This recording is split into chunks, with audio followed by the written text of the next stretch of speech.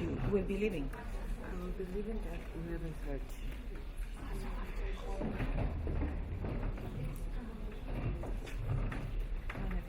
We have 1 minute. 1 minute.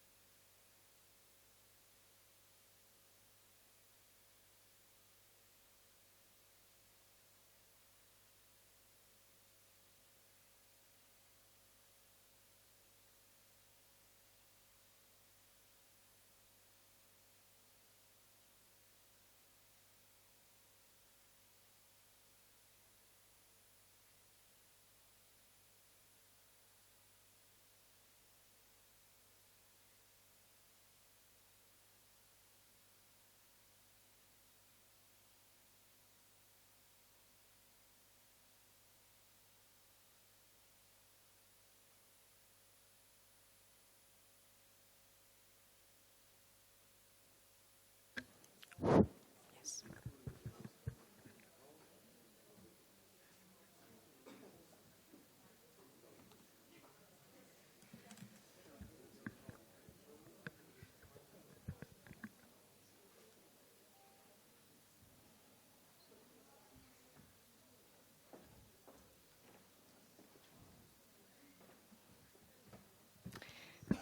Thank you all again for attending the second day of this event. Yesterday it has been a fruitful day, I would say, with a number of interesting interventions and a strong discussion on EU integration matters. Today we are going to cover two specific issues which are strictly connected to the EU approximation process, and which are also at the core of our effort as an EU project. The first panel is dedicated to RIA. I will introduce the speakers in a few seconds. And the second panel will be devoted to legal translation issues. We will finish our work at 1, and then we will all have lunch together. Let me immediately introduce the speakers on RIA. The panel is moderated by Tina Goletiani, who is the pillar of our project. She doesn't want me to say it, but this is true. And together with, and so she will be moderating the panel. And then are present, participating to this panel, Shalva Tadumadze, the Parliamentary Secretary of the Government, who has done a tremendous effort toward reinstitutionalization over the past month. Sophie Ueger-Risch from the EU delegation, who is thematic sector coordinator on human capital and governance. And she's also our task manager, which means she's the person with whom we are dealing on a daily basis when we have issues and troubles in our daily activities. Then Zurab Sanikidze, who is the head of analytical department of the Ministry of Justice. The ministry, together with the administration of government, is the entity, the state entity, which has given, which has really pushed towards reinstitutionalization over the past months. And then two of our experts, Katrina Velichkova and Chris Kirby. They will introduce themselves, and I'm sure that Tina will say something more about them later on. And finally, Martin Krivins, who is former director of the State Chancellery of the Republic of Latvia, is an expert on RIA, and he has also been working in the past in Georgia with specific regard to RIA matters. I don't want to lose any more time, so I immediately give the floor to Tina for her moderation. Thank you very much.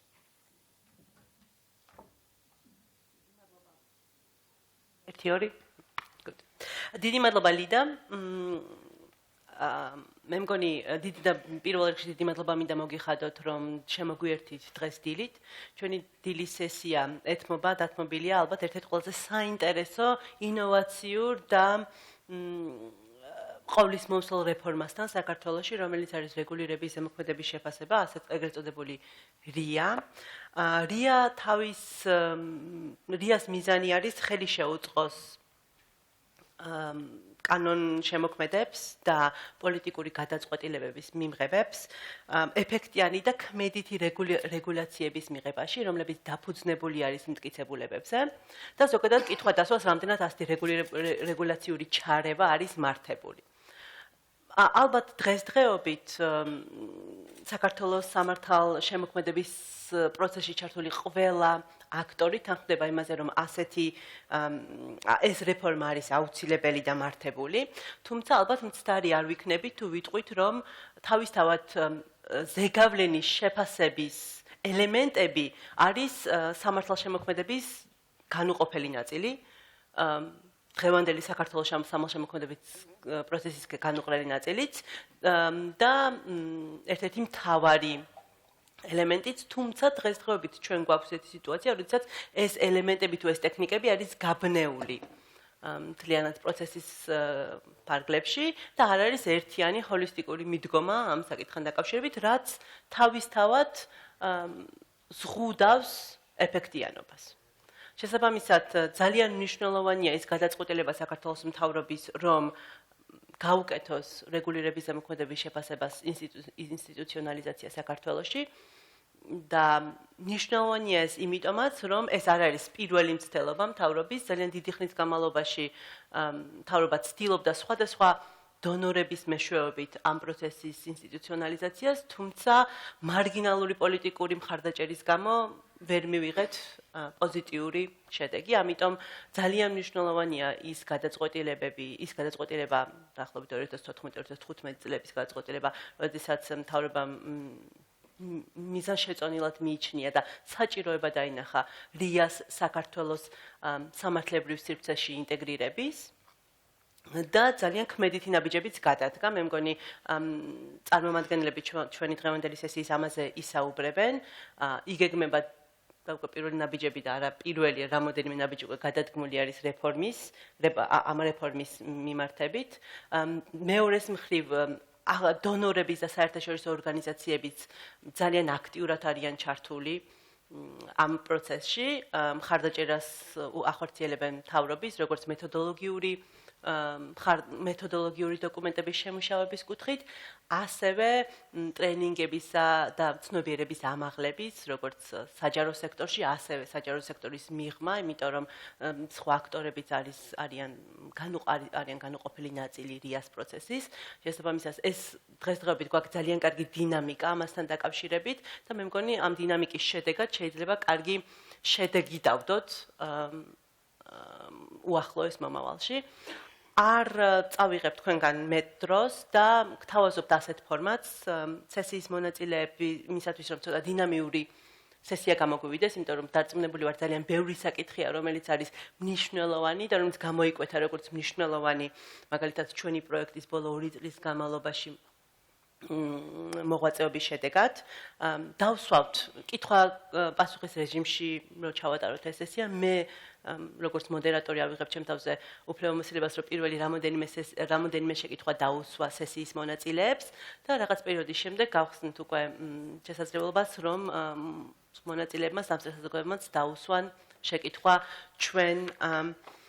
ჩვენ ექსპერტებს, ჩვენ სესიის მონაწილეებს, მით უმეტეს, რომ ძალიან საინტერესო მონაწილეები გვყავს საქართველოს მთავრობის წარმომადგენლები და საერთაშორისო ექსპერტები, ის აქტორები, რომლებიც ამ პროცესში აქტიურად არიან ჩართული და ევროკავშირის წარმომადგენლები, რომელიც ევროკავშირის როლი რიას რეფორმაში არის ძალიან მნიშვნელოვანი და თავის მხრივ შეიძლება თქვას, რომ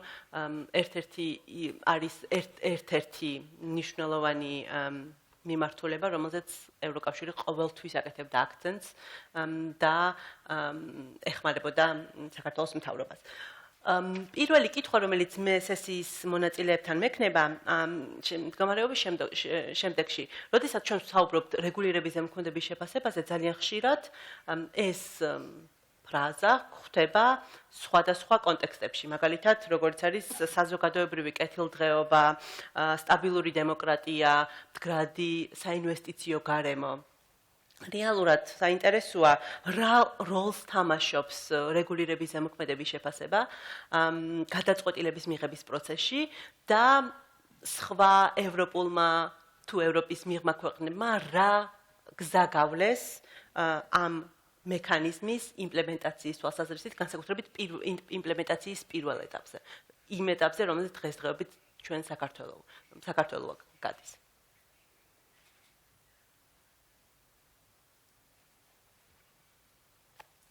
You're free to answer. Please.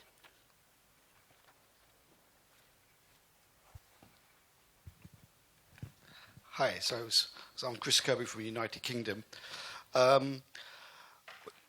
about the UK experience. We started this process in the 1990s, really. It was something that international bodies, especially the OECD, were promoting as part of good policy making. And I think the UK government saw it as in two roles for regular impact assessment. One was, yes, part of good policy making, evidence-based policy making. There was an emphasis on when we're developing policy, when we're developing law, when we're developing regulation, we should look at the evidence. We look, why is the government intervening? The other, I think, side of RIA, and I think that's why it's such a strong political commitment in the UK government from both main parties, is this system of making sure that the environment for investment and for business is the best one possible. And RIA is really an essential part of that process, I would say, because when you're looking at the evidence, when you're looking at regulation, you really need to try to address what will be the positive and negative impacts on business. And without some sort of process to do that, and the regular impact assessment process procedure provides a template for you to gather this evidence and present it in a useful way. So RIA has lots of things about consultation with stakeholders. It has things about calculating costs and benefits. And these are an integral part of the process, because what we're trying to achieve is good law, good regulation, but only making regulation or making law when you actually need to do it. And the experience we had in the UK is sometimes you don't need regulation. There's other ways of doing things which are actually cheaper for government and better for business. So I think RIA is, and I would definitely commend it as a policy tool to help formulate good governance, good policy. But it is very much, as I think Tina and others will say, it's a process, a learning process. So we certainly did not get it right at the beginning, or we had very mixed results at the beginning, with some ministries done it very well, others much less so. And if I may jump in with the Latvian experience, then actually in our case it wasn't the executive who started the RIA process, it was the parliament in 1996 who actually wanted to understand what is the government proposing in terms of the laws and what will be the impacts of the decisions taken by the parliament, by the new laws adopted it. And actually for the government or the executive it took 5 years to understand that RIA is not about writing an explanatory note to the laws, explaining in a normal language what does it mean, but actually RIA is a normal and very useful tool for daily decision making. It's not only about the laws or the government regulations that are explained in terms of the impacts. It's about every decision that the government takes. It is about policy options that are being considered by the government, trying to understand what will be the pros and cons of these decisions, and it of course helps to do in a very, very structured way, because normally RIA has the templates. It is very, very structured in terms of the different impacts that you might have by the government regulations, and it also allows the government to try and avoid the mistakes, making the mistakes, getting to some unintended consequences of their decisions. And if we speak about the practical implementation of RIA in Latvia, then just like in the UK, it was a very mixed experience. It started all with the explanatory, very basic explanatory notes, writing a very general statements, and it took us, I would say, 10-15 years to get to the stage that we have a very elaborate evidence-based RIAs, and we had incorporated it in the government decision-making, in the policy planning process, in the legal drafting process, and we actually see it in a very systemic way. And there are always some aspects that are done better, some aspects that are done worse, much worse. Ministries differ, and it really takes quite a long time to get to a very good quality regulatory impact assessment. But I think the main key message to remember from the first question is that RIA is not about only the regulation. RIA is not about laws and regulations. It's about much, much wider decision-making process.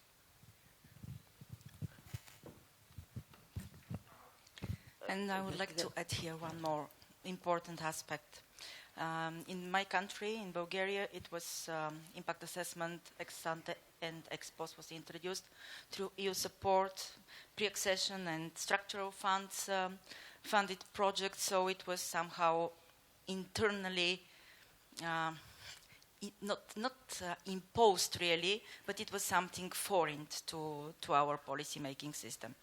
And then there was a very important role of players coming from outside of the government, outside of institutions, the institutional framework. These were NGOs and also just citizens organizations and also international donors that really pushed for effective implementation of the tools of impact assessment. And also recently, because of all these crises in direct democracy, through, for example, implementation of some referendums that were very unsuccessful and could not really play the role that should play in our in involvement of citizens and businesses and non-governmental organizations in policy making and decision making process. It was used as a tool to really try to participate in decision making process. Recently, it is considered actually the best tool for more direct involvement in governance in general. And also I would like here to really say that and to know that impact assessment of regulations, it's not something that can exist, can be applied as itself. It's not something like objective that you have to target and some output that you have to achieve. It's a process. And also impact assessment is a very dynamic and very changing in time process and tool. So you have to adjust also to the developments of impact assessment. It was introduced, for example, when it was introduced, by the time it was really applied, it was mostly about deregulation because there was a lot of regulation in Europe. So everybody was trying to deregulate. Then another tendency or objective or focus of impact assessment and in application of impact assessment was how to improve the quality. So it was not already about the quantity, but about the quality of regulation. And then this new idea was how to improve the quality of both process and tools, methods that were applied in impact assessment. And finally, nowadays we speak about the whole system and the whole cycle of regulating as part of governance function of the functions of the government to introduce both new policy and formal regulation or laws. But we don't have to think about some changes in normative reality. We have to think and focus all the time on some real changes of in reality, in life of people, in activity of business organizations when we apply this tool. Is it working? No. Yes. Thank you, Tina. I would just like to start with just apologizing sincerely for keeping you waiting for me and Didi Bodeshi for this. Really. I just would like to add on what my colleagues, fellow European colleagues have said. From the national perspective, I mean, add a bit of the European, EU-level perspective. The fact that within the EU we have a double challenge, I would say, which is not only accompanying or contributing to the legal framework and the policies of the member states, the 28 member states, but also we have our own legal framework and policies. So the challenge in that sense is double. And of course, all what has been said concerning national experiences holds true also within the institutional and legal framework of at the EU level. So for us, this has led to, of course, we've also had our share, and we have our share of multiplication of legislation, directives and regulations and the like. And this basically has led in 2015 to what was mentioned yesterday, to the adoption of the better regulation agenda, making better regulation a priority. And in few words, as it was mentioned yesterday by Adam Wadowski, yesterday the less is more, in the sense that facing this multiplication of regulations has had to be tackled very precisely and also quickly. Because of an additional dimension that we face also at this level, which is the communication and the understanding of the population of the meaning and the need for all these legislation, and also the needs for all of this. As you know, we face within the EU, there is an internal crisis, there are questions by the citizens, not only about their national legislation, but about the very purpose of the EU system, and there is a communication issue. And in that sense, part of the priorities that we have through RIA is not only ensuring better policies, not only having the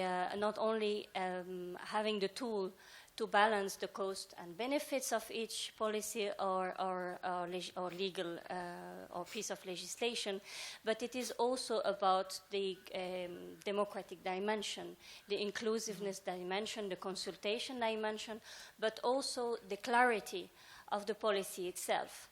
And this is a very important tool, not only, as it was mentioned, in the part of the legal process between institutions, but we have to go up to the citizens themselves. That is challenging because we deal with technical documents. We talk about sometimes very specialized areas with their jargon, but one of the challenges now is really to make it understandable and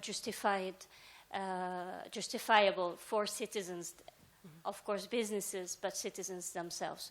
We might tell a bit more and go a bit more into details about this, but this for us is really an important element, and we can see it now in every moment or action of the EU institutions, and including in the cooperation. I'd be happy to answer any questions about this later, how this translates in our cooperation framework between the EU and the member states, but also beyond this.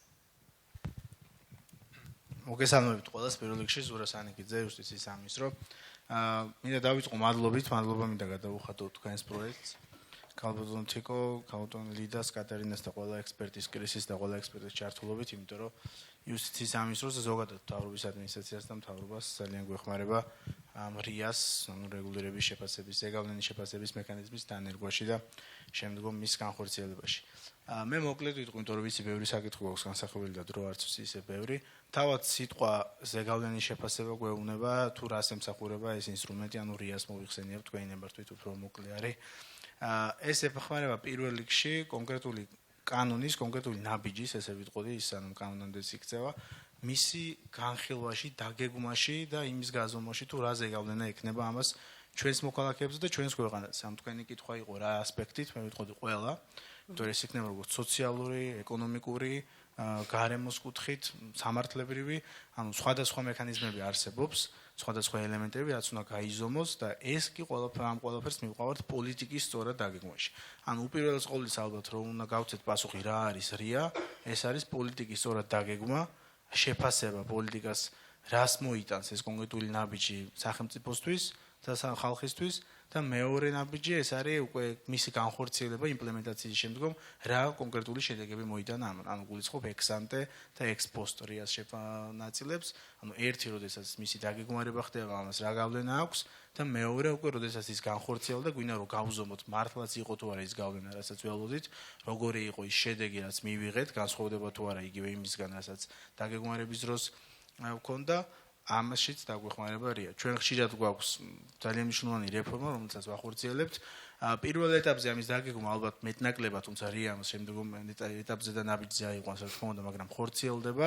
განმარტებითი ბარათის მეშვეობით ეს არ არის მოგიხსენებათ სამართალშემოქმედებაში ჩართულ ხალხს რომ განმარტებითი ბარათი არ არის მხოლოდ კანონის განმარტება, იქ არის ის გარკვეული საკითხები, რომელზეც პასუხის გაცემის შემთხვევაში ჩვენ გვაქვს გარკვეული სურათი, თუმცა ალბათ ყველა ვაღიარებთ თუ არ ხდება ის იმ დონეზე როგორც უნდა ხდებოდეს და ზუსტად ამისთვის გვინდა რომ რია გახორციელდეს, მაგრამ ჩემი აზრით კიდევ უფრო მეტი სირთულეს ვაწყდებით, მეტ სირთულეს, როდესაც საქმეა უკვე განხორციელებული რეფორმის შეფასებაში. ჩვენ ან ერთი დიდი რეფორმა განხორციელდა ბოლო რამდენიმე წლის განმავლობაში ინსტიტუციური და კითხვა რომ დამისვა, თქვა ამან მოიტანა თუ არა ის შედეგი, რაც პოლიტიკის დაგეგმვის დროს ვახორციელებდით, გამიჭირდება მის ცალსახათქმა დამოკიდებული სტატისტიკაზე დაფუძნებით გულისხმობთ, თორემ რა თქმა უნდა ყველას ჩვენი აზრი გაგვაჩნია და იმდენ ხორციელდება რეფორმა, რომ ამ მიზანს მივახციოთ, მაგრამ აი evidence based approach ასეც ქვია კონკრეტულ მტკიცებულებებზე დაფუძნებული, აი ამ ყველაფრის გამტკიცებაში უკვე დანახვაში და მერე საჭიროებისამებრ თუ იქნება შესწორებაში დაგვეხმარება ზუსტად ეს მექანიზმი.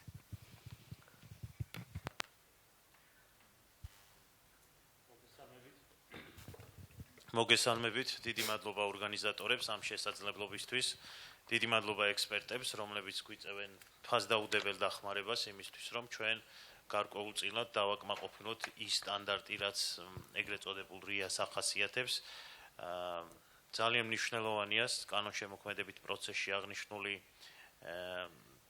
რეფორმის განხორციელება. მთავრობა გრძნობს იმ გამოწვევებს, რაც არსებობს ამ მიმართულებით. თითეული სამინისტრო გრძნობს იმას, თუ როგორ შეიძლება განხორციელდეს ეს პროცესი, რა პრობლემები შეიძლება წარმოიქმნას და რა შედეგები შეიძლება ქონდეს ამ ყველაფერს გამომდინარე იქიდან, რომ ჩვენ ვიწყებთ ისეთ რეფორმას კანონშემოქმედებით საქმიანობაში, რომელიც მნიშვნელოვნად შეცვლის როგორც კანონშემოქმედებითობის ხარისხს, ასევე მნიშვნელოვნად შეამცირებს კანონშემოქმედებითობის ტემპს. იმიტომ რომ ჩვენი გამოცდილება უკანასკნელი 5 წლის რაც არის, შემიძლია ვთქვა, რომ წელიწადში დაახლოებით 400 კანონამდე იღებს პარლამენტი და RIA-ს განხორციელების ფარგლებში ბუნებრივია ეს შეუძლებელი იქნება.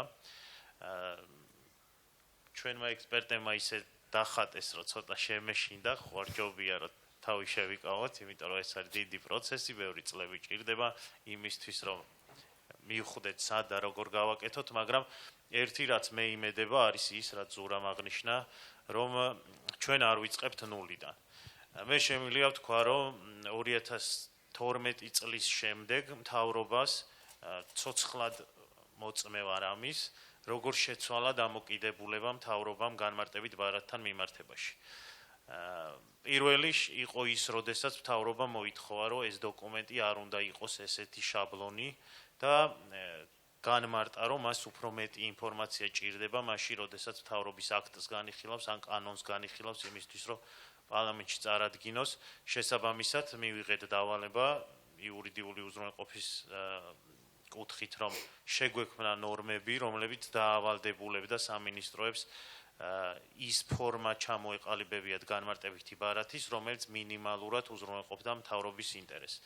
და მე შემიძლია ვთქვა, რომ ამან გაამართლა, თუ გადავხედავთ 2012 წლიდან დღემდე განმარტებით ბარათებს, ჩვენ დავინახავთ არსებითად განვითარების დინამიკას, გამომდინარე იქიდან, რომ ერთი ადამიანური რესურსი მოერგო იმ ახალ მოთხოვნებს და მეორე მთავრობა უფრო და უფრო მეტს ითხოვს იურისტებისგან, იმ ადამიანებისგან, რომლებიც კანონშემოქმედებით საქმიანობა, სამართალშემოქმედებით საქმიანობით არის დაკავებული. და არსებობს დღეს შეგვიძლია ვთქვათ, რომ არსებობს ისეთი კანონ პროექტები, ან უკვე მიღებული კანონ პროექტები, რომლებსაც საკმაოდ კარგი განმარტებითი ბარათი, ინფორმაციული განმარტებითი ბარათი აქვს. მე აღნიშნავ, რომ იუსტიციის სამინისტრო გამორჩეულია ამ ნაწილში, მაგრამ ეს არ არის საკმარისი ბუნებრივია. და ჩვენ მზად ვართ ის პროცესი, რაზეც იყო საუბარი, სრულად განვახორციელოთ და ერთი რაც კიდევ არ მაშინებს ის, რომ ის რაზეც ჩვენ ვსაუბრობთ, ეს კომუნიკაცია საზოგადოებასთან, ექსპერტებთან შეფასება, რამდენად სწორი იქნება, რამდენად შედეგიანი იქნება რეფორმა, შემიძლია ვთქვა, რომ ახალ ნორმატიულ აქტებზე, რომელზეც ზოგადად მთავრობა მუშაობს, ყველა ნორმატიულ აქტზე ესეთი პროცესი მიმდინარეობს. უბრალოდ არ გვაქვს ვალდებულება, რომ ეს რაღაც ერთ ფორმატში მოვაქციოთ, შევქნათ ზეგავლენის შეფასების ანგარიში და შემდეგ ამ დოკუმენტით წარვადგინოთ პარლამენტში, თორემ აი თქვენ დამსწრეები და არც საზოგადოების რომელიმე წევრი ვერ იტყვის, რომ დიდი რეფორმა, რომელიც განხორციელდა ვთქვათ, ერთი იურისტის კაბინეტში, ან ერთი თანამდებობის პირის კაბინეტში. მუდმივად იმართება შეხვედრები, მუდმივად არის აზრთა სხვადასხვაობა, მიმდინარეობს ამაზე დისკუსიები, მიმდინარეობს შეჯერება პროცესების, მაგრამ ეს გულდასაწყვეტია, იკარგება, იმიტომ ხშირ შემთხვევაში საერთაშორისო ექსპერტებიც არიან ჩართული და დღეს უკვე მივედით იქამდე, რომ ის საკანონმდებლო ინიციატივები, რომლებიც ვთქვათ, ითვალისწინებს საერთაშორისო ექსპერტების მაღალ ჩართულობას, შეიძლება ითქვას, რომ უკვე ზეგავლენის შეფასების ანგარიშით წარედგინება პარლამენტს, რაც უფრო მაიმედებელს ხდის ამ რეფორმის განხორციელებას და მე იმედი მაქვს მთავრობის და პარლამენტის ესე იგი იურისტების ერთობლიობით და დონორების მხარდაჭერით ჩვენ ამ რეფორმას წარმატებით განვახორციელებთ. დიდი მადლობა ბატონ შალვა. სესიის მონაწილეებმა ისაუბრეს მნიშვნელობაზე და საჭიროებაზე, რიას მნიშვნელობაზე და საჭიროებაზე და საქართველოს მთავრობის წარმომადგენლთა მზადყოფნაზეც. ამასთან დაკავშირებით ალბათ ყველას აინტერესებს და მათ შორის დონორ ორგანიზაციებსაც რა კონკრეტული ნაბიჯები იდგმება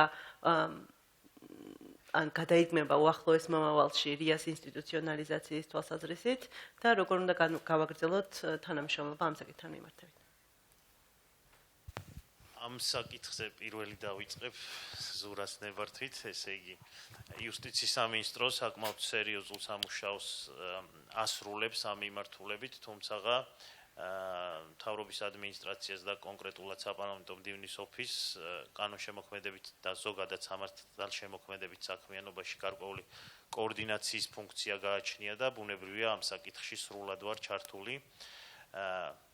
ჩვენ დავიწყეთ იქიდან, რომ სამინისტროებმა თავიანთი რესურსებით, დონორების და ექსპერტების დახმარებით ზოგიერთ კანონ პროექტზე თავად განახორციელეს ზეგავლენის შეფასების ანგარიშის მომზადება და ჩვენ არ მინდა გამოვიდეს ისე, რომ რაღაცა ბაზა არ არსებობდა, არსებობდა ეს ბაზა ეკონომიკის სამინისტროშიც, იუსტიციის სამინისტროშიც არსებობდა ჯგუფი, რომელიც სპეციალური ცოდნა მომზადება მიღებული ჰქონდა ამ მიმართულებით, უბრალოდ არ არსებობდა ამის მოთხოვნა, შესაბამისად ამ ჯგუფის მუშაობის ეფექტი თვალსაჩინო არ იყო. ამ ჯგუფებზე დაყრდნობით და იმ გათვლით და გამოწვევით თუ რა შეიძლება მივიღოთ, ჩვენ ვთხოვეთ ჩვენს ექსპერტებს და ჩვენს დონორებს განხორციელებულიყო ისეთი სახის აქტივობები, რომლებიც ვთქვათ ადამიანურ რესურსის ცოდნის გაღრმავებას შეუწყობდა ხელს და მუდმივად ხორციელდებოდა ამ მიმართულებით ტრეინინგები და დღესაც ხორციელდება. მაგრამ მივედით იქამდე, რომ უკვე გვჭირდება ადამიანური რესურსი, რომელიც უკვე თავად შეუძლია აკეთოს ზეგავლენის შეფასება და არა ექსპერტის უпростоრად არა მიიღოს ექსპერტის მიერ განხორციელებული ანგარიში, როგორც უკვე მომზადებული ანგარიში. არსებობს კანონპროექტები, რომლებზეც დასავლეთის ექსპერტებმა შესაბამისი ზეგავლენის შეფასების ანგარიში მოამზადეს და არსებობს კანონპროექტები, რომლებიც ექსპერტების მეთვალყურეობის ქვეშ ქართველმა მთავრობის ადმინისტრაციის და სამინისტროების იურისტებმა განახორციელეს ამ დოკუმენტის შექმნა. ბუნებრივია უმნიშვნელოვანესია ადამიანური რესურსის არსებობა იმისთვის, რომ ეს პროექტი და ეს რეფორმა წარმატებით განხორციელდეს. და დღეის მდგომარეობით ჩვენ შეგვიძლია ვთქვათ, რომ გარკვეული ცოდნა ამ მიმართულებით ადამიანური რესურსების თვალსაზრისით სახელმწიფო აპარატში არსებობს. ეს არ არის ბუნებრივია ის ცოდნა, რომელიც ზოგადად მთლიანად რიას პროცესს ჭირდება, მაგრამ გარკვეული ცოდნა და მონახაზი ამისი არსებობს. მეორე, რაც არის მნიშვნელოვანი, მე მაინც ვრჩები იმ აზრზე და ყოველთვის იმაზე ვიყავი, რომ თუ ეს ამ ანგარიშის მომზადება არ იქნება სავალდებულო, მაშინ ამ ანგარიშს არავინ არ მოამზადებს. შესაბამისად, იუსტიციის სამინისტროსთან ერთად ჩვენ საკმაოდ სერიოზული სამუშაო გავწიეთ და იუსტიციის სამინისტროს მიერ მომზადებული იქნა შესაბამისი ნორმატიული ბაზა, ესე იგი კანონპროექტი, რომელიც უზრუნველყოფს იმას, რომ რაღაც პერიოდის შემდეგ, ყოველ შემთხვევაში მე მიმაჩნია, რომ ეს შეიძლება იყოს 18 წლის 1 იანვარი, გარკვეულ კანონპროექტებზე სავალდებულო გახდეს ზეგავლენის შეფასების ანგარიშის მომზადება. ჩვენ ექსპერტების ცოდნის გათვალისწინებით ვიცით, რომ ძალიან რთული იქნება ვთქვათ, რომ ყველა ფერზე თუ რამე არსებობს სამართლებრივი აქტი, კანონპროექტი და მთავრობის დადგენილებები, ამაზე რიას მომზადება საკმაოდ სერიოზულ პრობლემას გამოიწვევს და შეიძლება სამართალშემოქმედებითი პროცესი სრულად გაჭედოს და შეუძლებელი გახდეს, ვთქვათ, ამ სიტუაციის მართვა. ამიტომ მიგვაჩნია, რომ ის საკანონმდებლო აქტები, რომლებიც პირდაპირ კავშირშია ბიზნესთან და რომლებიც პირდაპირ კავშირშია ეკონომიკური გარემოს ალებადობასთან, შესაძლებელია დაექვემდებაროს სავალდებულო რიას და ამ მიმართულებით მომზადებულია კანონპროექტი. ჩვენ ვფიქრობთ, რომ საშემოდგომო სესიაზე ამ კანონის ინიცირებას მოვახდენთ, მაგრამ ამ კანონპროექტს ბუნებრივია გააჩნია პრობლემები და ამ პრობლემებზე მე მგონი მოგვიანებით რო ვისაუბროთ, უმჯობესი იქნება. აი ეს არის დღევანდელი მოცემულობა, ჩვენ ორი მიმართულებით აქტიურად მუშაობთ. მუშაობთ ადამიანურ რესურსში, განათლების, უნარების და ცოდნის გაღრმავებაზე და ვქმნით საკანონმდებლო ბაზას, რომლის მიხედვითაც ძირითად კანონმდებლობაზე, რომელიც შეეხება ბიზნეს გარემოს და ეკონომიკურ გარემოს, სავალდებულო იყოს რიას მომზადება. მადლობა. ბატონ შალვა, ქალბატონ სოფისთან მექნება მე ესეთი კითხვა და ეს პირდაპირ არის დაკავშირებული იმ სამომავლო გეგმებთან, რომელიც ბატონმა შალვამ რომელზეც ისაუბრეს. საქართველოში ევროკავშირის დელეგაცია იყო და არის ერთ-ერთი მთავარი კატალიზატორი საჯარო ადმინისტრაციის რეფორმის. და ამ თვალსაზრისით არის გაწერილი როგორც სტრატეგიები, სამოქმედო გეგმები და გეგმილი არის ღონისძიებები, მაგრამ ვინაიდან ახლა შემოდის ამ საჯარო ადმინისტრაციის რია როგორც საჯარო ადმინისტრაციის ერთ-ერთი დამატებითი ელემენტი და მნიშვნელოვანი. როგორც პოლიტიკის დაგეგმარების, სამართლებრივი პროცესების ელემენტი, შესაბამისად კითხვა მექნება, რა არის თუ არა დამატებითი რამე გეგმები იმისათვის, რომ საქართველოს მთავრობას მხარი დაუჭიროთ ამ მიმართულებით მომავალში და მეორეს მხრივ რა არის ევროკავშირის მოლოდინები ზოგადად საქართველოს მთავრობის მომავალ ნაბიჯებთან დაკავშირებით. მადლობა.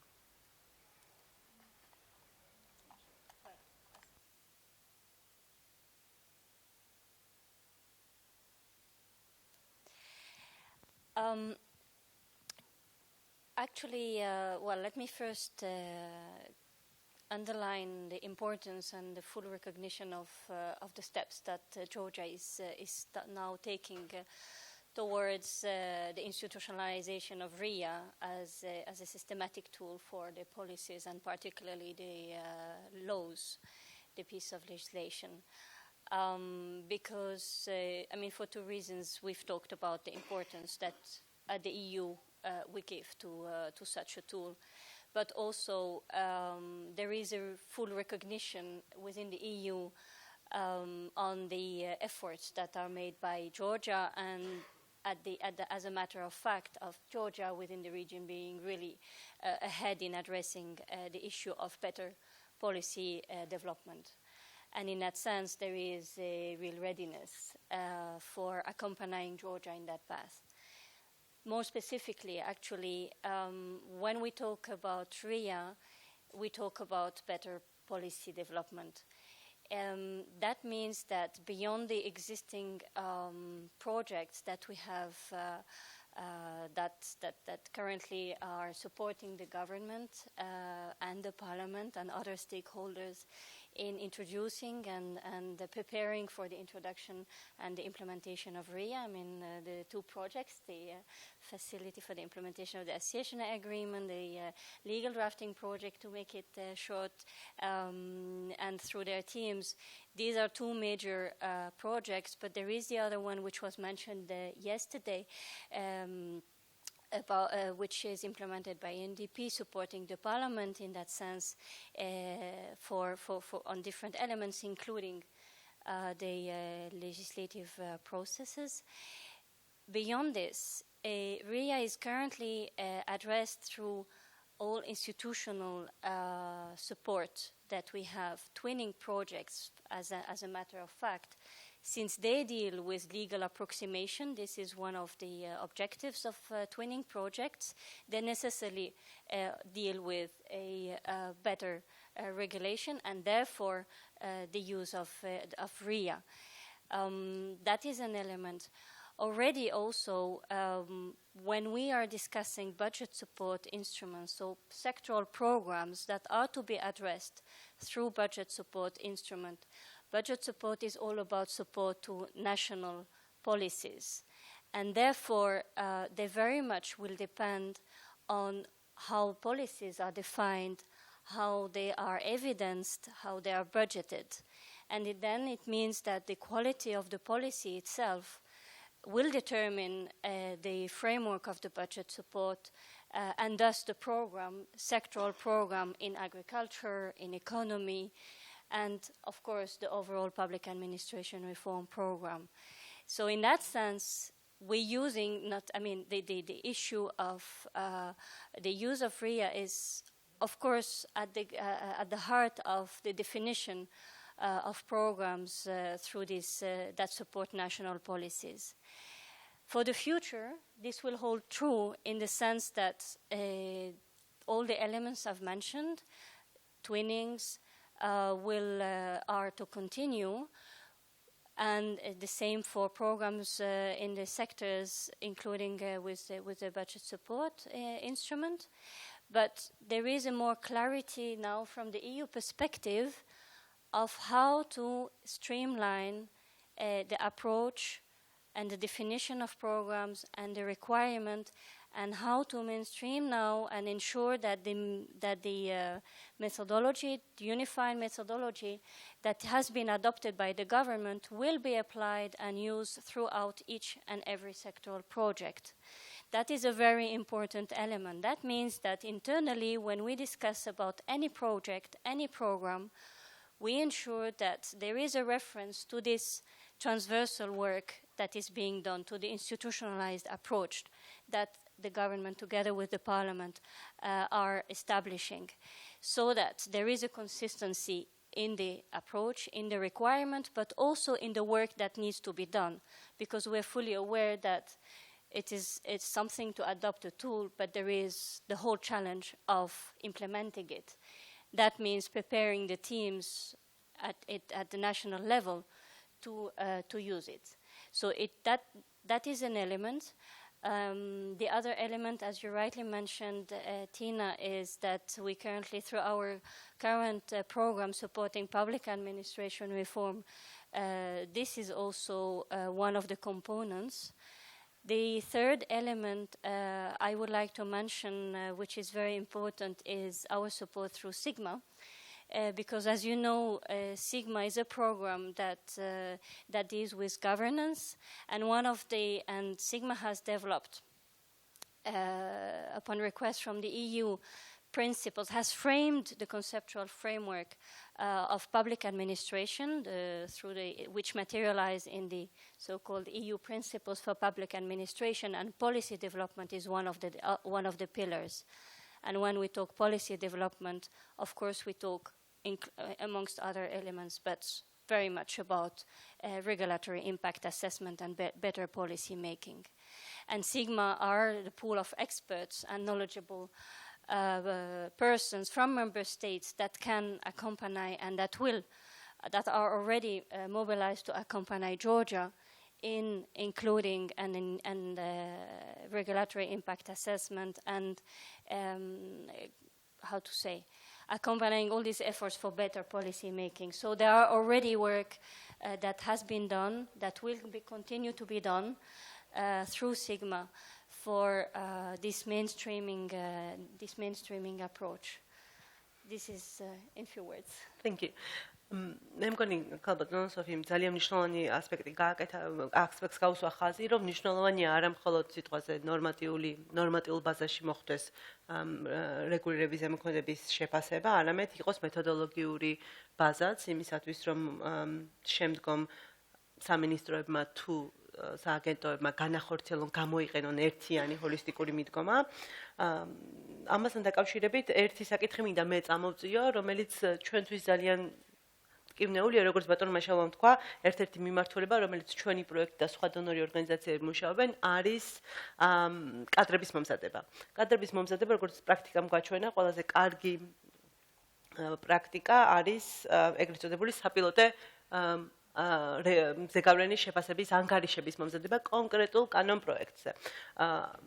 უკვე მუშაობთ ამ მიმართულებით და ერთი ასეთი ანგარიში უკვე მომზადდა, მეორეზე ეხლა მუშაობთ და ერთ-ერთი პრობლემა, რომელიც ჩვენ დავინახეთ, პირველ რიგში ეს იყო მონაცემები. მონაცემებთან ხელმისაწვდომობა, მონაცემების შეგროვების და შეგროვების შეგროვების პრობლემა, მეთოდოლოგიის არ არსებობდა, ეგრეთ წოდებული baseline მონაცემების არ არსებობდა ზოგადად.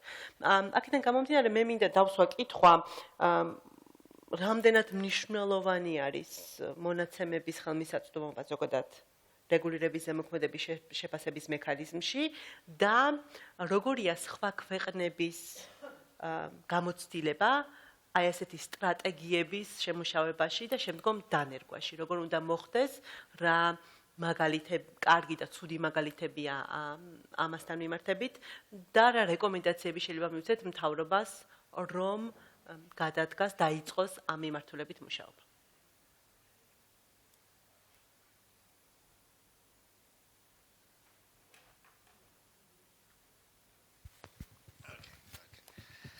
Okay. From my experience in the United Kingdom, I think obviously to produce regular impact assessments in many areas, having good quality data is a key component because you're trying to address what will be the impact of your policy, what will be the impact of your law.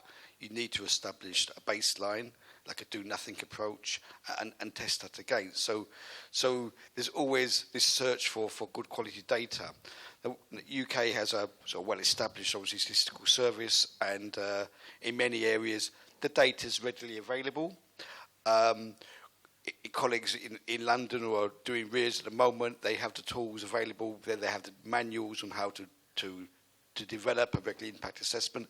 They have a spreadsheet on the intranet which they can populate. So they get the data, they can populate it, and they can get the right answers at the other end.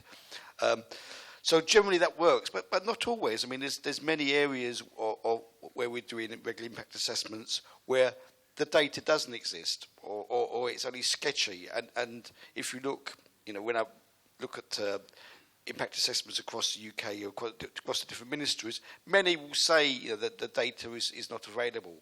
And I think the message is, don't try to invent something you haven't got. I mean, you want your REAR to be as most evidence-based as possible, and that includes having good quality data where you can show the impact of your policy. But if the data doesn't exist, you should also be open and honest about that and say, in this particular policy area, we haven't got firm, accurate data. And we do that. In many areas, we say we haven't got firm, accurate data, or we can only give you a rough estimate of the likely impact or the likely impact of the various different options. So development of data, development of working across government to collect this data, I think is a key approach for you going forward. But it is a step-by-step thing, and I think where data doesn't exist, you can still develop a good impact assessment by looking at other areas, by consultation with stakeholders and so forth. So even if it can't be a perfect document, it can still be a very useful document and to inform your policy. I think this is the most crucial question, actually. If we answer at least partially to this question today, it will be a very successful event. It is crucial because when we think about impact assessment as a practical tool and also as a process, the problem is that you can apply effectively this tool and implement this process only if you have different environment, supporting environment in terms of available data, institutional and organizational culture, meaning institutional culture, the way you are approaching policy making as a process. Organizational culture, how to consult with other institutions, how to collect data, how to involve them in data collection and data analysis processes, and then how to involve outside stakeholders, stakeholders from outside of the government, and how to motivate them to provide you with the data that you need for your policy making and how to get not only opinion on your policy, but also how to ensure their ownership on this policy. So it is very hard to say how to approach it, and I don't believe that any lessons learned taken from other countries can help. After working already 1 year and even more than 1 year here, I can say that first of all, you need to establish your position, your strategy on how you are implementing impact assessment in the future. And one important aspect of this is, are you introducing only some legal obligation and you start developing capacity for, let's say, developing good reports on impact assessment, and then you are focusing on the result of the process, or you are trying to be more sustainable and you strategically plan incorporating the process of impact assessment into your whole regulatory cycle, meaning that you don't have to start with impact assessment at some stage, as we have discussed many times. You don't have to start with impact assessment when you start developing your policy, because without this developed system, it is simply not possible. You don't have data. If you don't have data, simply you can put 0 as baseline, and then you proceed. When you have some new strategy and policy, you do the same. When you introduce a new policy, you don't have data. So you have two approaches. Actually, you have more, but two feasible. You are asking your stakeholders. You first identify your stakeholders. Then you are asking them about data, what data they have. If you don't have any data collected already in your systems, which is, by the way, very questionable, because I really believe that you have a lot of data, but you don't know that it exists because you don't have this system for data collection and data proceeding, data management, data analysis, and data sharing. So when you recognize the need for data, you start developing indicators on what data you need, who will collect this data, so these are sources of data, how this data will be stored, where it will stay, so to say. So you have to develop also some infrastructure, let's say software or databases or some system to share this data. For example, cloud-based technology can be used. It's much cheaper. And then recognizing the needs, sources, you have to involve specific particular institutions, positions, units to be really involved and responsible for this process. Because without data, impact assessment will be always something like, you try to develop some product, but the product is not the point here. The point is the process, how to change the whole attitude and culture in producing policies and good regulations. In this regard, also very important and very useful source of data would be impact assessment reports produced in other countries in similar situations, especially in regard to legal approximation. It is a very reliable source of data. You can use the data. You can extrapolate the data from these reports. It's usually the case that you have already produced reports when you have, when you approach legal approximation. So you take a look on other countries, what they did. And the second, the most reliable actually, source are people and businesses. You have to start asking them to provide you with data. I understand that it's very, not really, how to say, it's not a comfort for the businesses to provide you with data, and it's information obligation. So it corresponds to your efforts to somehow cut the administrative burden. You don't want to impose new information obligations, but you have to start collecting this data. And there should be a balance between administrative burden that you are putting on the businesses and citizens to some extent, and of course administration, not to forget about administrative burden on administration, and to balance between this burden and creating incentives. You have to explain to them, involve them in this process, explain why it is very important for them to use or just to spend a few minutes or even 1 hour to pay for this collection of information, because if they know that they have to pay, but if they understand why they have to pay, it is much easier to get this data. There is no other way, I believe. Then you have to involve your any kind of institutions involved in statistics, and also I do believe your audit institutions and inspections, because I'm sure that they have a lot of data, but they are not, it stays in some reports. So it's not only about collection of data, but also about sharing data. This data should be available for all public institutions. It is very crucial that you also open this data to public, because this data it's not something cheap, it is expensive resource. And this expensive resource should be used by both government and non-governmental sector and all citizens.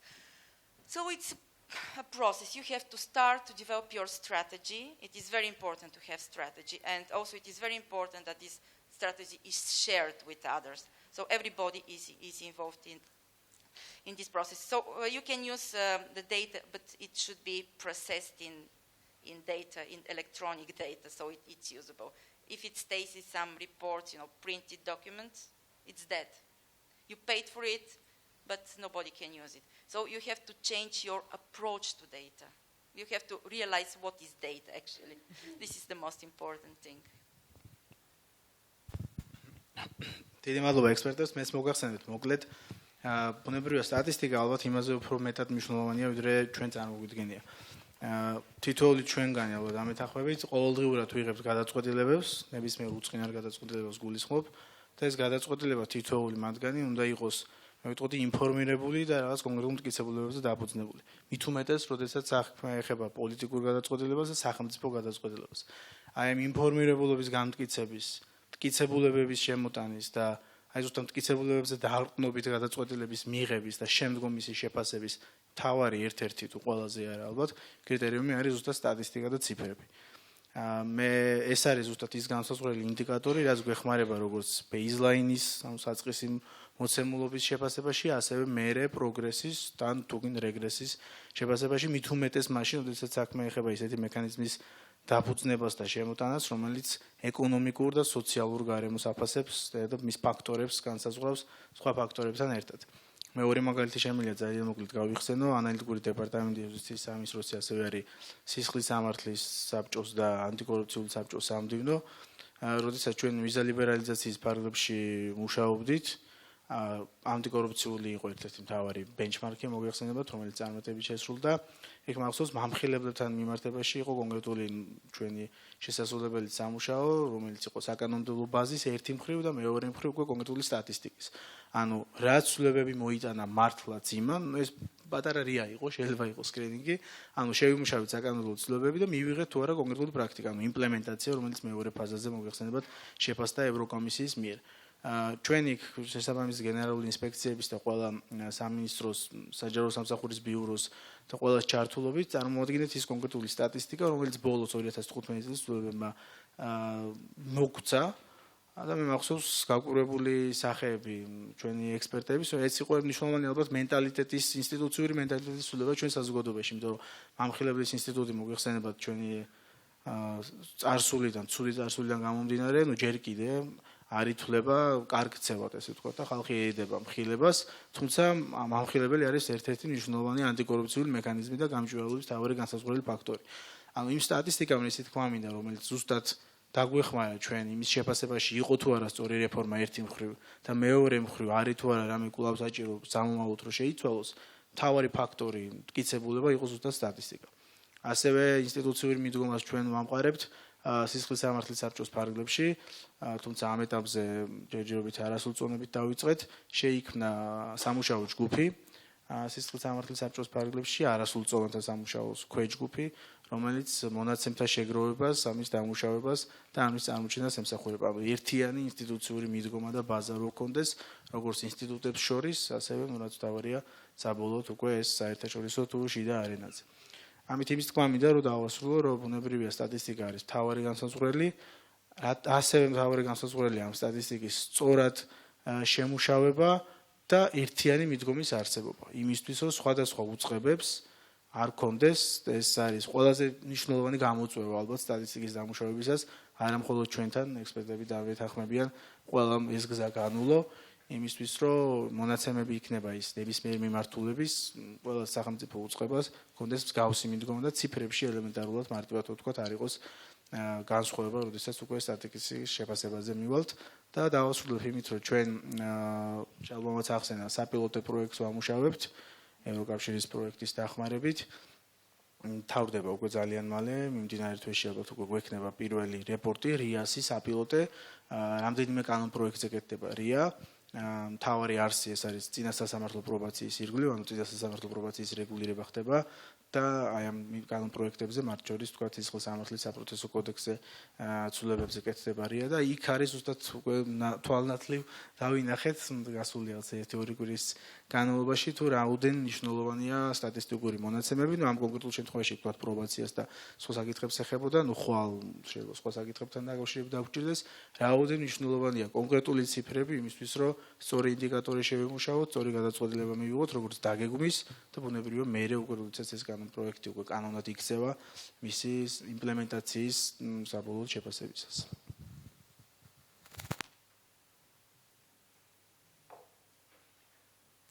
I also would like to complement all what has been said with a few. I mean, an element which, in my view, is very important is about the people who are working on these statistics and have to produce them, namely the policy units or departments.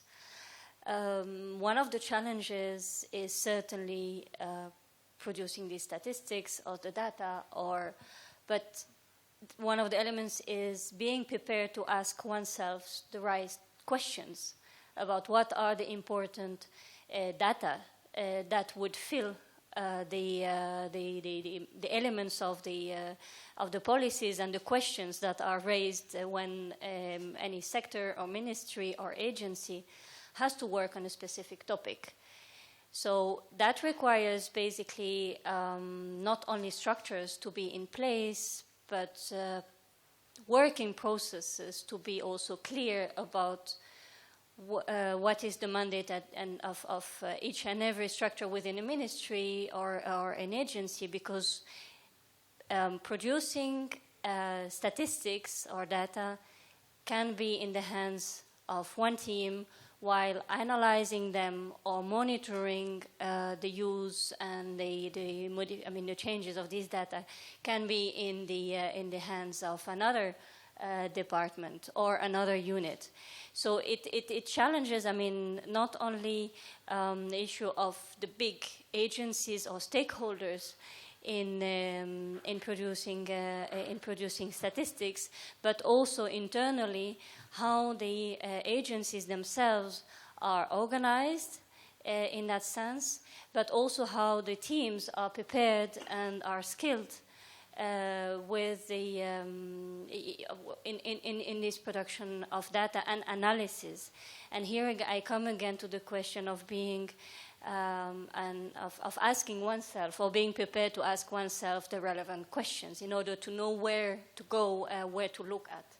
That is one of the challenges, I believe. It also means that these units or departments, depending where we are, but these structures also have to have not only the skills but the resources to function. Not only technical resources, but human resources and the staffing. It's a challenging exercise, I would say, because these also are departments which are not often visible. They work internally also. So it's a bit of a challenge for, I would say, public agencies everywhere. It's not only about Georgia, but it's everywhere, to allocate the necessary means to these departments to be able to function properly and to perform this very challenging task of producing statistics and analyzing them. And very shortly to add also from our side and our experience, RIA is about cooperation and collaboration, I would say, because when you start, you think you don't have any data at all. But if you pick up the phone and start calling the right people who had been dealing with the past, be it at the national level or in the international level, you start finding, no, there has been this research, there had been that survey, some of the international organizations had made some analysis, so you keep finding the data. And in this regard, for example, in Latvia, the EU accession, I would say, was the boost for gathering the data, for understanding what type of data we need, and that we need to invest quite a bit of resources in that. And the second thing that I completely agree with Katerina is that you need to somehow start publishing all of this information online so that it is available and it is easily accessible. From our experience, we have a uniform internet web page where we are publicizing all of our adopted policy documents, all of our RIAs, and all of the research funded by the public money. In that regard, you are opening up, and then add all of the information that you can get from the EU, OECD, the World Bank, IMF, and all of the different sources. And suddenly, and I'm not even mentioning the Georgian Statistical Office that, by the way, compliments. If there is somebody compliments to the Georgian Statistical Office, it's quite good. So at the end, there is quite a bit of information and data already available. Just structurize and keep asking the questions also to the business community and the non-governmental sector, because you don't have to impose an information obligation to them. You can just ask and be assured that they will be very, very interested in gathering some additional data for you and providing you with the data if they will see that it provides some added value, that you are using the data and that it's not just for the ticking the box. Madlova, Albert, do you want to add something? I would like to make it absolutely clear that you should not rely on the statistical office or statistical structures, mechanisms to collect your data, because they're working on some requests. So you have to be able to define the request. This is the most challenging part. How to ask people what data you need, how this data should be proceeded. You need to be able to define indicators. This is the most important part. And this is why it is important also to understand that impact assessment is a cycle. So you start with ex ante, you start with planning, then you define indicators, then you try to define information sources, then you define and create information channels. And when you go to the stage of ex post or impact assessment of already adopted and implemented regulation, then you have the data. And this is your first stage, your first cycle. When you conclude this cycle, you have already the data for the new policy making. And then it will be improving, and with time, you have all data available in this specific policy field. And it's always the case that when you start with a new policy, you don't have this data that you need, especially this data. You can have a lot of microeconomic data in your statistics, but because nobody asked your statistical office to collect this data, you should not rely on the statistics. It's the case in all countries, not only in this country. So it is important that you build capacity within institutions, and especially in analytical departments of institutions, to start thinking how to create their own data collection system, mechanism, channels. This is a new capacity that you have to build, because it's really a big gap here. დიდი მადლობა. მე მგონი დავითანხმები გამომსვლელებს, განსაკუთრებით ბატონ მარტინს, რაღაცა უნდა მოგცეს ბიძგი იმისათვის, რომ პრობლემა დაინახო და დაიწყო შეგროვება, დასახო სტრატეგია. ამ შემთხვევაში ლატვიის შემთხვევაში იყო ევროკავშირში გაერთიანება, ჩვენ შემთხვევაში აუცილებლად ეს იქნება რეგულირების ზემოქმედების შეფასება, იმიტომ რომ ყველა ის საჯარო პირი, რომელიც ჩართულია ამა თუ იმ ანგარიშის მომზადებაში და დღეს ჩვენთან არიან ადამიანები, რომლებიც ამას აკეთებენ უკვე, ხედავენ რა მნიშვნელოვანია და როგორ უნდა და ძალიან კარგად აანალიზებენ, როგორ უნდა მოძებნონ, საიდან უნდა მოძებნონ ეს ასეთი მონაცემები და რა აკლიათ. შესაბამისად ეს ალბათ მხოლოდ დაწყებით ეტაპზე ვართ და ეს ერთ-ერთი შემადგენელი დიდი რიას რეფორმის ერთ-ერთი შემადგენელი რეფორმის ნაწილი იქნება აუცილებლად გარდაუვალი ამის გარეშე. მე მინდა ალბათ ჩემ მხრიდან ბოლო კითხვას დაგისვათ და დაუკავშიროთ თვითონ ჩვენი კონფერენციის თავარ მიზანს, რაც არის სამართლებრივი დაახლოვება და ერთ-ერთი პირველი კითხვა, როდესაც ჩვენი პროექტი დაიწყო და გავაკეთეთ პირველი შეხვედრა მთავრობასთან და ფართო საზოგადოებასთან იყო რა ვუყოთ ასოცირების შეთანხმების ვალდებულებებს. გავრცელდება მათზე რიას ვალდებულება, არ გავრცელდება, თუ გავრცელდება, რამდენად ეს დროში გაიწერება, რამდენად სრული რია უნდა გავაკეთოთ, საერთოდ რა არის როგორია კორელაცია საერთაშორისო ხელშეკრულებებისა და რიასთან მიმართებით.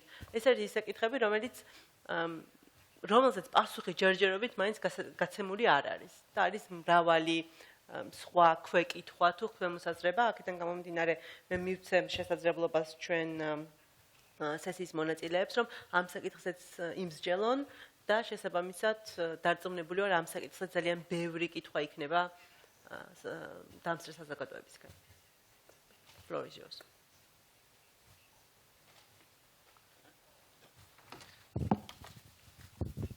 I will start because it is quite a straightforward answer on the case of Latvia. If you want to have a good experience on legal approximation and combining it with the RIA, definitely don't look at the Latvian experience. Because I will be very, very honest with you, we started the accession process by the book, so to say. We were trying to introduce RIA, etc. But when it comes to those, yesterday I think it was 20,000 different EU regulations, you can't do it. What we did, we just transposed most of the EU acquis into our national legislation, and to admit honestly, without any proper impact assessment, which caused huge problems later, after the 2004, in very many business sectors and also in other cases. So learn from our mistake and definitely take RIA, especially for the legal approximation, very, very careful and serious. On your second question regarding the international obligations, etc., in our case, it's a single process for all different legal acts and policies. It's the same area, the same requirements. There is no separation, because we see that if we take any government decision or any decision at the parliament, it's the same process, the same requirements, and be it the international obligations or the national obligations. Just to sort of add from the UK experience, when we used the RIA process for sort of implementing the EU directives into the UK law, it's a good process, I think, because we're trying to ensure that we recognise what impacts these directives will have, or regulations will have, on businesses, on the economy and so forth. So it's a good tool to see, rather than just take something from the EU and put it into EU law without thinking about it, and then there's unintended consequences down the line, which may have adverse impacts. But of course, we have a system where where the number is manageable, and the whole RIA process is already set up within the UK government, functions very well. The challenge for Georgia, I guess, and for all countries who are trying to approximate EU legislation to their own, is that the sheer number that's coming through your system. I think RIA the RIA process is a really good one, because it helps you analyse what is coming on, and especially important, actually, I guess, not just in the legal context, but actually what the impact will be. To help you understand what approximation of the regulations and directives actually mean for you as a country, your obligations, and what the administrational costs of this, or how will it actually, how well we will actually implement it, to give you a really good solid basis to going forward, and that's probably the real benefit, because you have to approximate, but I think, I mean, you may have to, everything you do needs to be proportionate to the actual impact, because you will have thousands of things you have to do in a very short space of time. In many cases, we look at the association agreement, you have a much shorter period to implement directives than, say, the member states did, because in some cases you had many years, the members had many years to do this. They could think about it, they could get the institutional structures right. You have a much shorter time frame. So really it's a good process to understand the challenges ahead, but it will need to be used proportionately because you have so much to do.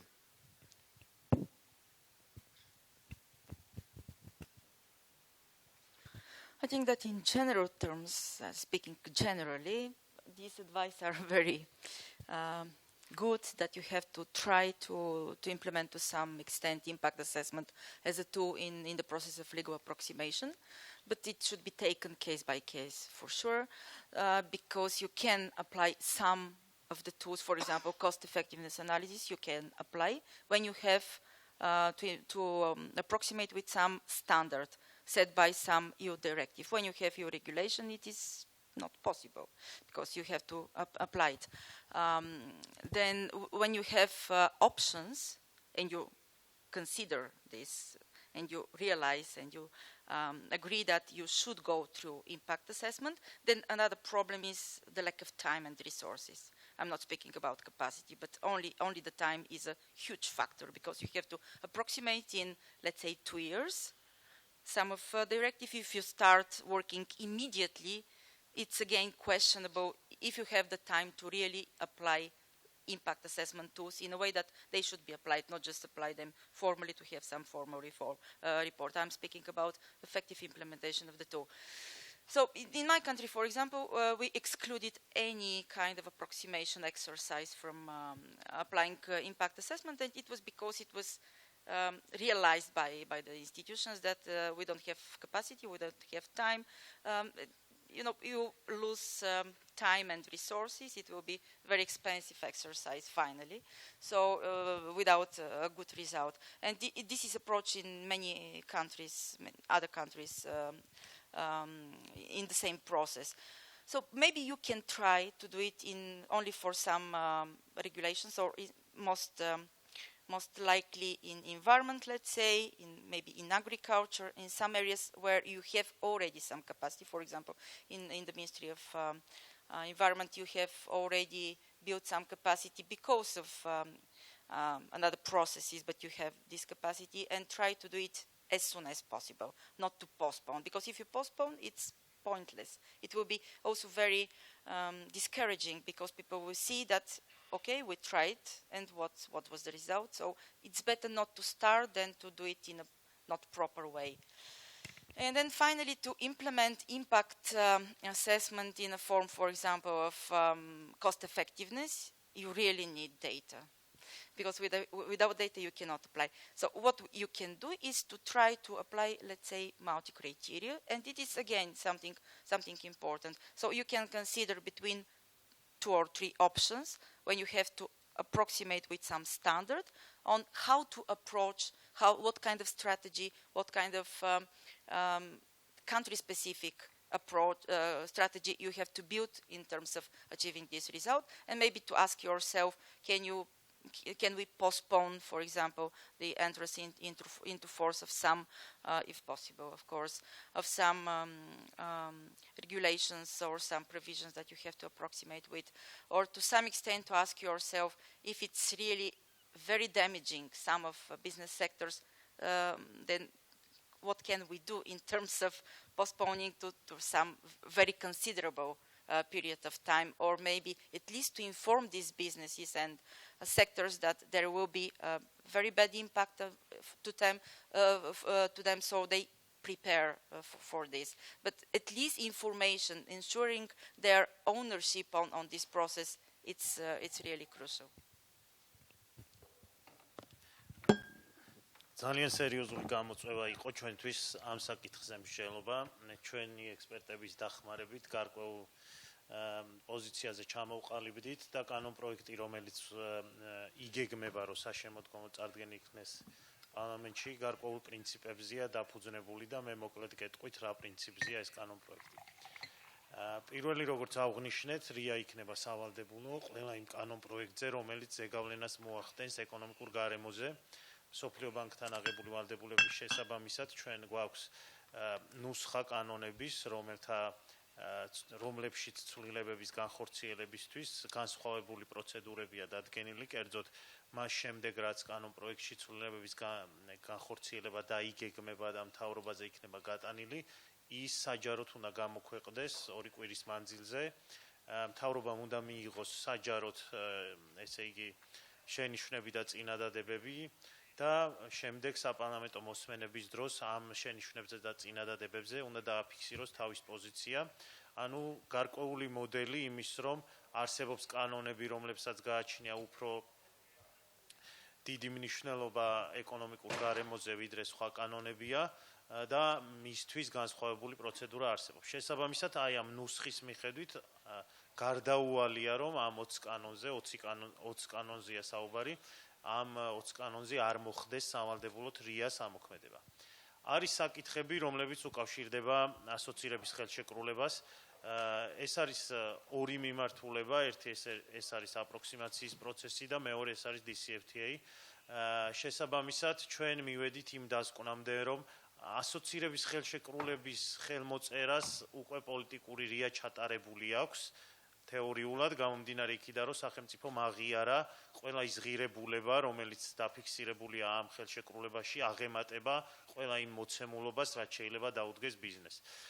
შესაბამისად, იმაზე მსჯელობა ასოცირებიდან გამომდინარე კანონის მიღება მოახდენს თუ არა ზეგავლენას ბიზნესზე, ვფიქრობ, არ იქნება სწორი, იმიტომ რომ უფრო მეტ, ესე იგი, benefits მოუტანს სახელმწიფოს იმ ვალდებულების შესრულება, ვიდრე კონკრეტულ ბიზნესისთვის სფეროს დერეგულირება ან რაიმე შეღავათის მიცემა. ამდენად აპროქსიმაციის პროცესთან დაკავშირებით ვფიქრობთ განვახორციელოთ ესეთი ჩანაწერი, რომელიც იქნება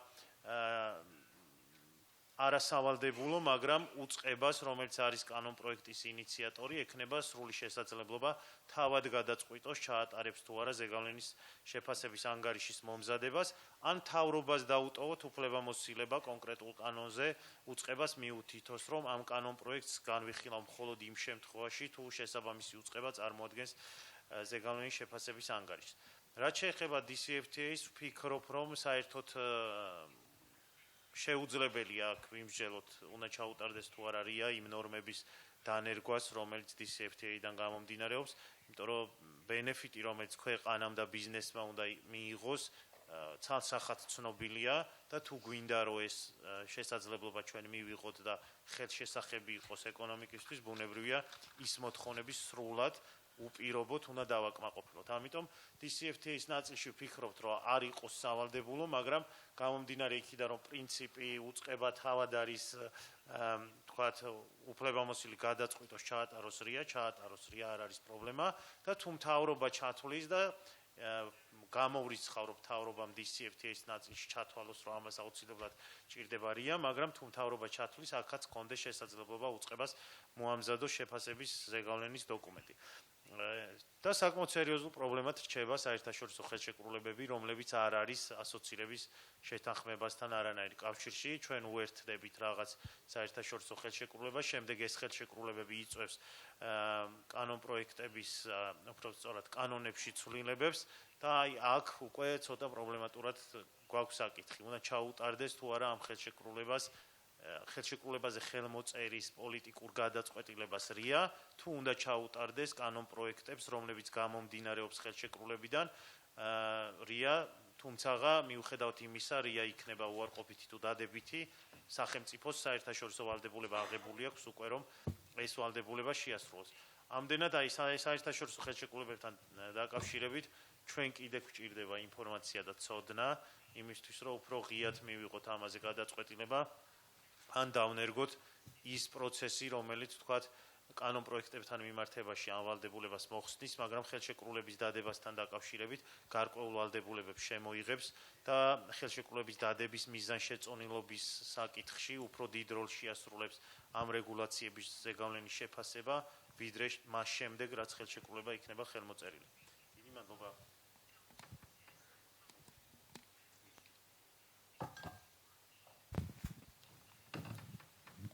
Thank you.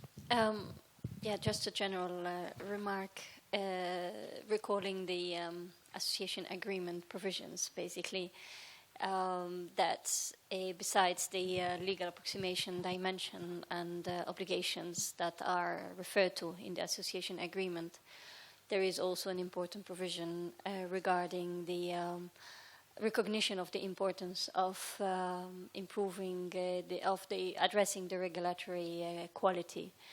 And therefore also recognizing the importance of enhancement of cooperation in that regard, in that direction. So basically that is the general answer to your first question addressed to me, but just to say that there is the recognition of the both challenges and interlinked dimension of legal approximation and quality of the regulation, and in that sense it is, absolutely recognized that that further support and cooperation will happen in that context, I would say, and also the recognition of the challenges that this is that this entails. So, in the sense of giving the possibility to assess whether or not a full RIA is feasible, recommendable, and how to deal with this dimension in the framework of legal approximation. So this is also an area for intense and constant discussions and exchanges between Georgia and the EU. მეც მოგახსენეთ მოკლედ ბუნებრივია პირველ რიგში უნდა ვახსენოთ რომ RIA პირდაპირ კავშირშია კითხვიდან გამომდინარე სამართლებრივი დაახლოების პარადიგმასთან, რაც ჩვენი კონფერენციის მთავარი მიზანია. მე ერთ შედარებას მოვიშველებ გუშინ ძალიან მომეწონა ბატონმა სანდრო ბარამიძემ ახსენა, რომ ჩვენ ოკეანის ერთ მხარეს ვართ, სადაც უნდა შევიდეთ და მეორე მხარე კიდე კაცმარისი სად არის, მაგრამ არის სადღაც და უნდა გავიდეთ აუცილებლად. ამიტომ RIA არის, რა თქმა უნდა, ამ ყველაფერში იმ ყველა ფაქტორიდან გამომდინარე, რაც აღარ გავიმეორებ, ძალიან მნიშვნელოვანი მექანიზმი იმისთვის, რომ ეს დაახლოების პროცესი წარიმართოს ზუსტად, ეფექტიანად და დროულად, რაც თავარია, რადგან ბევრი დრო არ გვაქვს ჩვენი სიტუაციიდან გამომდინარე. ასოცირების შეთანხმება რო გვერდით გადავდოთ, ამაზე შალვა მისაუბრა და იგივეს აღარ გავიმეორებ. და ასევე შალვა ახსენა ის მიმართულება ეკონომიკური გარემო ძირითადად, რაზეც ჩვენი მოსაზრებით და კანონ პროექტის თანახმად უნდა იყოს RIA, საერთოდ უნდა განხორციელდეს RIA. ანუ ის კანონ პროექტები, რომელიც ძირითადად ეკონომიკურ ფაქტორებთან არის კავშირში, ბიზნესთან და ზოგადად ეკონომიკურ ზეგავლენის შეფასებასთან. ალბათ ეს უნდა იყოს ამოსავალი პრინციპი, მათ შორის სხვა საერთაშორისო ხელშეკრულებებთან მიმართებაშიც. ანუ ჩვენ როდესაც ხელშეკრულებაზე გადაწყვეტილებას ვიღებთ, იქნება ეს გადაწყვეტილების ეტაპზე თუ მე კანონ პროექტზე, უნდა ამოვიდეთ აი ამ პრინციპიდან, ანუ მიმართულება ეკონომიკური, აი თქვათ, შეიძლება თუ რაღაც დაემატოს, მაგრამ ამ ეტაპისთვის და ეს არის თუ არა კავშირში ხელშეკრულება, ანუ მისი გადაწყვეტილება ხელშეკრულების მიერთების და კანონ პროექტი არის თუ არა ეკონომიკურ ფაქტორებთან და ეკონომიკურ შეფასებასთან და ეკონომიკურ გავლენასთან კავშირში, თუ იწვევს რამე ეკონომიკურ ზეგავლენას, მაშინ ალბათ RIA უნდა იყოს სავალდებულო, თუმცა როგორც ასევე აღინიშნა, არის კიდე დამატებით ჩვენი მოსაზრებით ეგრეთ წოდებული ნებაყოფლობითი RIA-ც, რაც შეიძლება კონკრეტულმა ინსტიტუტმა ჩაატაროს კანონ პროექტის ავტორმა, ან ასევე თქვათ მთავრობამ კონკრეტულ ad hoc შემთხვევაში, ესე თქვათ, შეიძლება ამის საჭიროება დაინახოს. მაგრამ მთავარი არის პრინციპი, მიმართულება, სექტორი, მე ამას დავარქმევდი, რისი შეფასებაა უპირველეს ყოვლისა პირველ ნაბიჯზე რომ დავიწყოთ და მე ვთქვათ შეიძლება სამომავლოდ, როდესაც უკვე ძლავრები ვიქნებით ამ RIA-ს განხორციელებაში, როგორც ეკონომიკური, ასევე ადამიანური რესურსის კუთხით და პროფესიონალიზმის კუთხით, შეიძლება რომ ეს რა თქმა უნდა გაიზარდოს. მე ასევე მინდა ვახსენო ბოლოს, რომ არ გამოგრჩეს ჩვენ ამ ყველაფერში ძალიან დაგვეხმარება დაახლოებით ერთ კვირაში 10 დღეში გვაქვს სასწავლო ვიზიტი ევროკავშირის პროექტის სრული მხარდაჭერით უცხოეთში, სადაც ჩვენი უცხოელი ექსპერტები დაგვეხმარებიან აი ყველაფრის კიდე ერთხელ გაანალიზებაში. ბატონი კრისი არის ამის ერთ-ერთი სული ჩამდგენი და იქ ამ ასპექტებსაც როგორ მივიდნენ სახელმწიფოები იმამდე, იმ ნაწილამდე, რასაც სრული შეფასება ქვია თუ სკრინინგი მათ შორის საერთაშორისოსთან მიმართებაში, ალბათ კიდევ უფრო ერთიანად და სრულყოფილად ინსტიტუციურად დავინახოთ.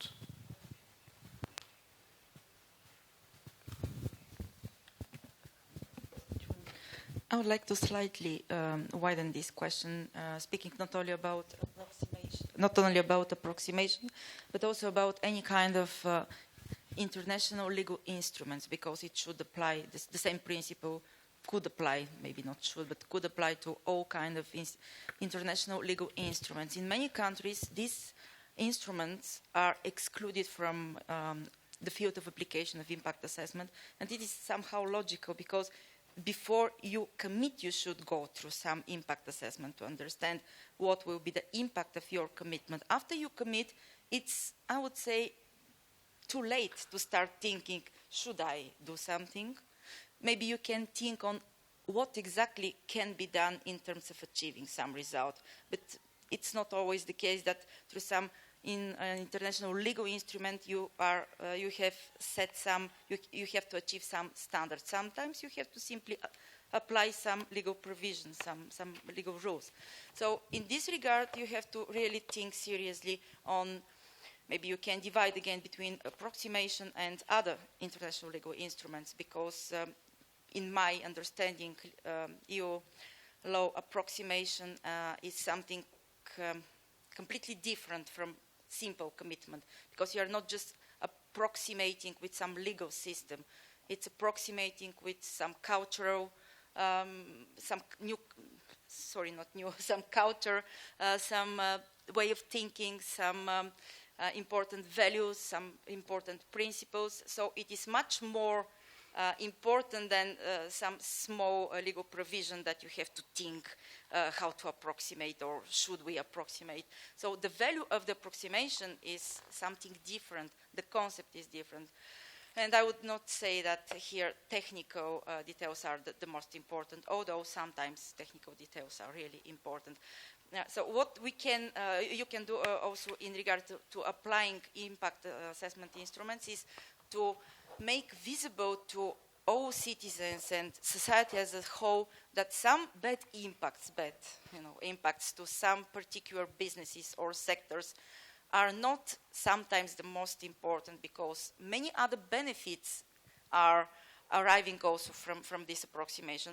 I can give you one example, because I have been involved in impact assessment of one particular law on water resource management. Yes, some businesses will be damaged because they have to apply some rules and they have to really stick to implementation of these rules, not just formally to tick the box.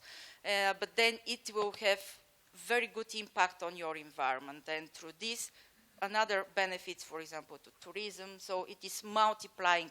These benefits are multiplying. So to make clear picture of what are not only the costs but also the benefits, maybe you can apply impact assessment to some extent. And also to put the focus on the most important things, which are, in this regard, your approximation with something much bigger than legal framework, I would say. დიდი მადლობა, მე მგონი ერთის მხრივ გადავაჭარბე ჩვენ დროს, მაგრამ მეორეს მხრივ ამ 4-5 კითხვას დარწმუნებული ვარ, უფრო მეტი, ბევრად მეტი კითხვა გააჩინა.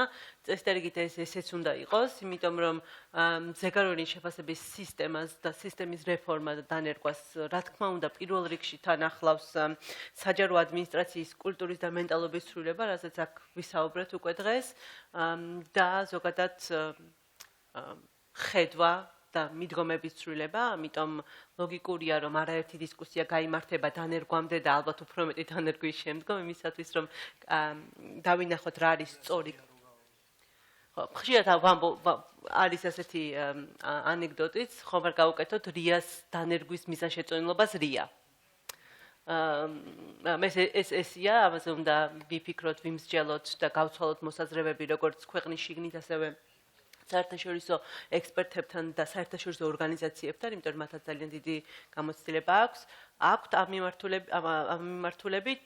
მე ვიცი რომ ჩვენ სპიკერებს ეჩქარებათ, მაგრამ ერთი ან ორი კითხვის და ერთი ან ორი კითხვის დასვა თუ საზოგადოებას აქვს ესეთი კითხვები, შეგვიძლია მოვისმინოთ და შევეცადოთ პასუხის გაცემა. თუ არა, მაშინ შეგვიძლია შესვენებაზე გავიდეთ. კი ბატონო, ყველას ძალიან გვინდა ყავა, როგორც ჩანს. მაგრამ შეგვიძლია დისკუსია გავაგრძელოთ ყავაზე. ასე რომ ძალიან დიდი მადლობა თქვენ დროის გამონახისთვის და ასეთ საინტერესო დისკუსიისთვის და იმედია მომავალშიც გვექნება მსგავსი შეხვედრები. დიდი მადლობა.